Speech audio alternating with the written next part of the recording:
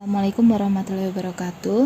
Mari anak-anak kita akan belajar pembahasan tentang PT KMA jurnal umumnya pada halaman 72. Pada tabelnya Desember tahun 2015 ditaruh sebelah sini, kemudian tanggal di sebelah sini. Tanggal 1, PT KMA didirikan oleh Tuan Muf'an dan diterima setoran dari Tuan Muf'an sebesar 50 juta sebagai modal. Ditulis di sini keterangannya kas pada modal. Kasnya 50 juta di debit, modalnya 50 juta di kredit. Karena itu berupa uang tunai, makanya masuk di dalam kas.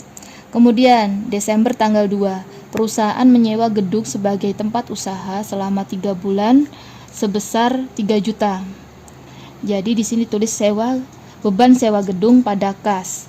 Beban sewa dimasukkan di dalam harta kita, kemudian kas kita berkurang karena sudah membayar beban sewanya. Masing-masing 3 juta.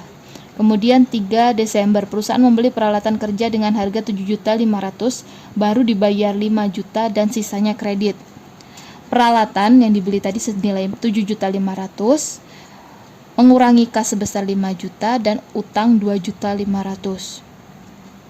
Ini balance ya, 7,5 juta, 5 juta ditambah 2,5 juta, hasilnya juga 7.500.000. Kemudian tanggal 4, perusahaan membayar asuransi untuk 3 bulan sebesar 1.500.000. Ditulis di sini sebagai beban asuransi pada kas. Kalau kita membayar beban asuransi, kas kita juga berkurang. Jadi beban asuransi 1.500.000, kas kita berkurang 1.500.000. Kemudian perusahaan membeli tanggal 6 Desember perusahaan membeli bahan habis pakai secara tunai sebesar 750.000. Bahan habis pakai itu biasa dimaksudkan adalah perlengkapan. Perlengkapan itu adalah bahan yang habis pakai dalam waktu 1 tahun. Perlengkapan pada kas. Karena kita membeli, jadi kas kita berkurang, masing-masing 750. Kemudian 8 Desember perusahaan telah menyelesaikan pekerjaan senilai 6.500.000 dan mengirimkan tagihan kepada pelanggan. Jadi baru mengirimkan tagihan, belum dibayar. Jadi piutang pada pendapatan jasa. Piutang kita bertambah 6.500.000, pendapatan jasa kita berkurang 6.500.000 karena telah diselesaikan tapi belum dibayar, makanya ditulis piutang. Orang punya utang ke kita. Kemudian tanggal 10 Desember perusahaan menerima pembayaran atas pekerjaan yang telah diselesaikan sebesar 5 juta. Kalau orang sudah bayar berarti kas kita bertambah, pendapatan jasa kita berkurang. Kas kita bertambah 5 juta, pendapatan jasa kita berkurang 5 juta.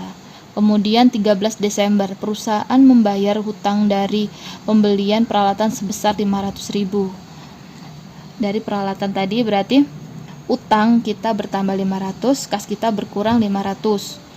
Kenapa berkurang 500? Karena kita telah membayar. Sedangkan kenapa utangnya bertambah? Kalau di sini tadi di tanggal 3 utang itu ada 2.500.000, sedangkan baru dibayar 500.000. Kalau di sini sebagai kredit, kalau sudah dibayar menjadi sebelah debit.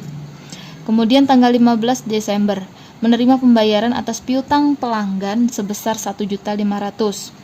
Kalau mendapatkan pembayaran piutang berarti kas kita bertambah, piutangnya berkurang sebesar 1.500.000 masing-masing. Kemudian 19 Desember membayar tagihan listrik, air, telepon. Beban listrik, beban air, beban telepon ditaruh sebelah debit. 300, 100, 250.000 masing-masing, kemudian dijumlahkan, masukkan ke kas. Kasnya berkurang berapa? 300, 100 sama 250, jumlahnya 650.000. Kemudian tanggal 24, perusahaan membayar gaji karyawan sebesar 2.500.000.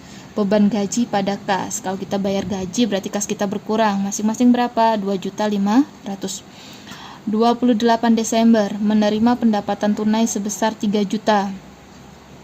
Kita menerima pendapatan tunai berarti kas kita bertambah, pendapatan jasa kita berkurang. Berapa di situ? 3.500.000 ya masing-masing.